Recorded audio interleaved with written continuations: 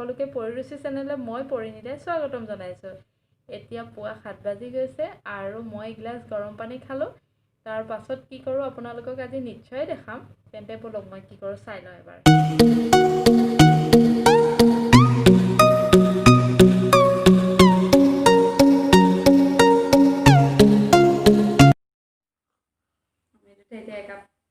মই একাপ চাহ খাইছোঁ, হৰলিক্স খাইছে। কৈ দিয়া গুড মৰ্ণিং কৈ দিয়া আকৌ।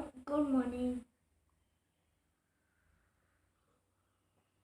টেষ্টি টেষ্টি হৰলিক্সটো টেষ্টি।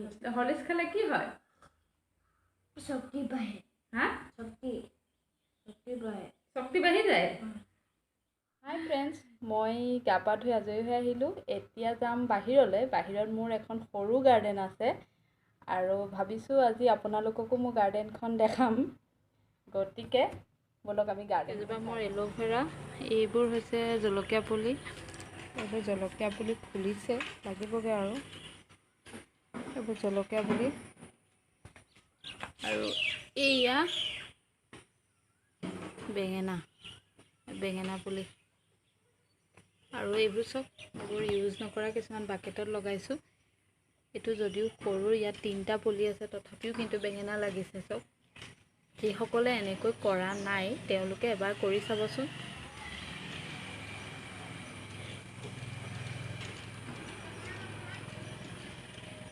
যেতিয়া এনেকৈ লাগি থাকে আৰু চোৱাৰ সেইটো মজাই সুকীয়া আচলতে। আৰু এইবোৰ বেঙেনা পুলি, এইবোৰ পদুনা, এইটো চব এটা পেলনীয়া এটা টেমা আছিলে। ইয়াত মই গৰু বিহুৰ দিনাখন জেতুকা লোৱাৰ পিছত ডালবোৰ এনেকৈ খুচি থৈছিলোঁ আৰু এয়া জেতুকা লাগিছে। এইবোৰ জেতুকা পাত ওলাইছে। এইবোৰ জলকীয়া পুলি।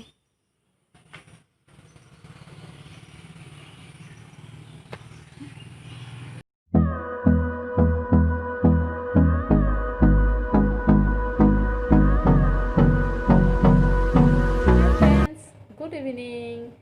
এতিয়া সময় হৈছে 4:50। 5টা বজা নাই, 5টালৈ আৰু 10 মিনিট আছেই। এই সময়খিনিত আপোনালোকে কেনেকৈ কটাই মোক কমেণ্ট কৰি জনাবচোন। মই এই সময়খিনি আচলতে এখন কিতাপ উলিয়াই লওঁ আৰু কিতাপখনৰ 2টা হওক 1টা হওক পেজ মই পঢ়িবলৈ চেষ্টা কৰোঁ।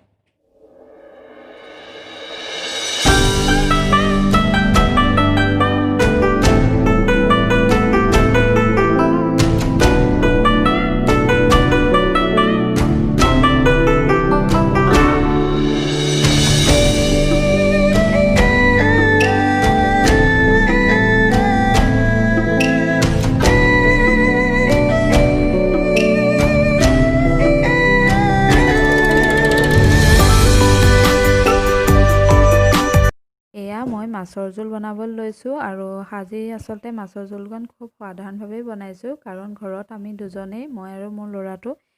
গতিকে সেয়েহে আপোনালোকৰ লগত ৰেচিপি শ্বেয়াৰ নকৰিলোঁ, কাৰণ সকলোৱে বনোৱাৰ দৰে ময়ো কেৰাহী গৰম হোৱাত মিঠাতেল দি দিলোঁ আৰু মিঠাতেলখিনি গৰম হোৱাৰ পিছত মই পিঁয়াজ কাটি দিলোঁ। পিঁয়াজখিনি ৰঙচুৱা হোৱাত মই জিকা, বিলাহী, আলু একেলগে ঢালি দিলোঁ আৰু সোৱাদ অনুসৰি নিমখ হালধি দিলোঁ আৰু অকণমান সময়ৰ বাবে ঢাকোন মাৰি সিজিবলৈ দিলোঁ গেছটো কমাই। আৰু চব্জিখিনি সিজি আহিলত মই গৰম পানী দিলোঁ আৰু পানীখিনি উতল আহিলত মই মাছখিনি দিলোঁ আৰু শেষত ধনিয়া পাত কেইটামান কাটি দিলোঁ। ফ্ৰেণ্ডছ, এতিয়া নিশা 10 বাজি গৈছে আৰু আমি ডিনাৰ কৰি শুবলৈ আহিছোঁ। আজিৰ ব্লগটো ইমানতে সামৰণি মাৰিছোঁ। অন্য এটা ব্লগ লৈ আপোনালোকৰ মাজলৈ অহাৰ প্ৰতিশ্ৰুতিৰে শুভৰাত্ৰি। আৰু যদি এই ব্লগটো চাই ভাল পালে লাইক কৰিব, শ্বেয়াৰ কৰিব আৰু চেনেলটো ছাবস্ক্ৰাইব কৰিব।